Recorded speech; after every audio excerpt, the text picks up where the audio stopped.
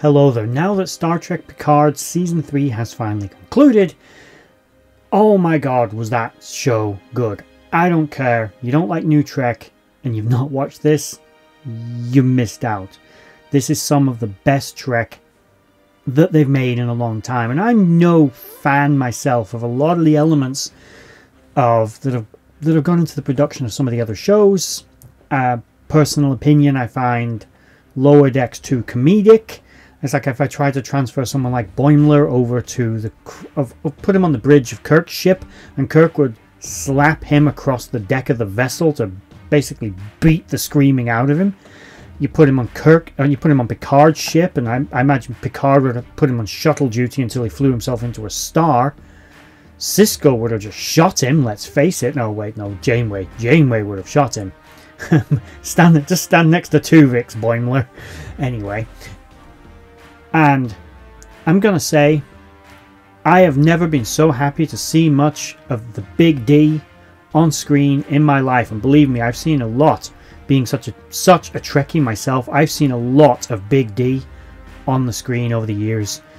And this is some of the finest D I've ever seen. The Enterprise D, the return of the great lady herself. Spoilers, by the way. Although you should already know this because it was revealed a while ago now. But anyway, its return was brilliant. It was epic. But I do have questions. There are many questions. Some of them I imagine will get answers. Some of them are left to my own imagination for now, I suppose. Like, what the hell did Worf do to the Enterprise E? If you have to stand there and say that it wasn't your fault, then it was your fault, Worf. What did you do? You were supposed to be on Kronos with Martok. What did you do? And the other sort of questions that bop around in my head, I mean, what the hell is with that cube? That cube kind of reminds me of something more from one of the online games, like Star Trek Armada that I recall. You could have like super cubes in that. It also looked like something almost sort of a baby Unimatrix. It obviously was not your standard cube. You look at a size comparison, an average cube is like 3,000 meters across. The Enterprise D is, what, rounded up to 650 meters. The Enterprise D is basically 1/3 the diameter of a Borg vessel. And that was no ordinary Borg vessel. The Enterprise was able to fly inside of it. And next thing, the Enterprise could fly inside of it. Why could the Enterprise fly inside? I know Borg vessels have always been kind of cavernous. They've always had the big empty bit in the middle, clearly for dissecting ships that they choose to pull inside of them. But you didn't think there was like a big gaping hole on the outside.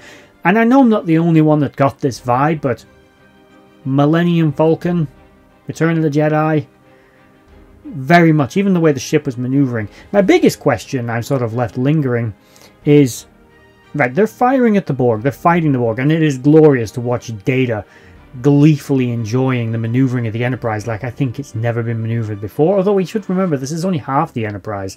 Half this ship is actually salvaged parts from other Galaxy-class starships. It's only really the saucer that comes from the Enterprise, but whatever. Not really relevant to this. A Galaxy-class vessel has never been seen to be maneuvering quite like this before. I mean, there's no reason they can't. We just really haven't seen them do it. My bigger question is not the Enterprise. I fully believe a Galaxy-class vessel could maneuver like that. I am curious to know why the Borg ship had so many weapons on the inside of the ship, not just the outside. Did they anticipate that someone would fly a ship inside? And it wasn't like they had the odd one, or they just tried to lock onto the Enterprise with a tractor beam. I don't know, tactically, it seems a little weird. It seemed almost pointless to have those weapons. Considering the state of disrepair the Collective was in, it seems almost like a waste of resources. Just don't have a big hole in the hull. Anyway, this is not meant to be a long video. I was just really excited after that episode. Seriously, if you've not watched Star Trek Picard Season 3, I cannot understate or overstate. I cannot state, because I can't think clearly, how good that show has been. It has genuinely been some of the most enjoyable Star Trek I have seen in years, and I do recommend you go and watch it. I am actually going to be doing a more lengthy form video on Star Trek Picard. It's had a lot of ups and downs, and I feel that it's something I want to talk about, so I'm going to be talking about it. And seeing that YouTube have brought in this lovely new feature they're calling podcasting, I think I'm going to be availing myself of that new feature, and it'll be a very long form video, so if that interests you, it will be coming up soon. I'm going to be recording it either the same day I'm recording this or maybe tomorrow, not entirely sure, and I don't exactly know when it'll be up, but it will be within the next few days.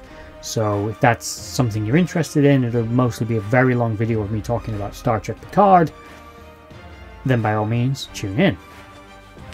With that said, that's the end of this video. It wasn't meant to be a long one. Hope you enjoyed Star Trek Picard. I hope you enjoyed this. If you didn't, you've watched it all the way to the end anyway, and I thank you for that. And we're now at the end, so bye-bye. I'd just like to say a thank you to everyone for watching that video. I hope you enjoyed it. I really enjoy making these. If you did enjoy it, please consider giving a like, share, and a subscribe, and maybe checking out the other videos on the screen right now, and in the description box below there are links to my other social media accounts.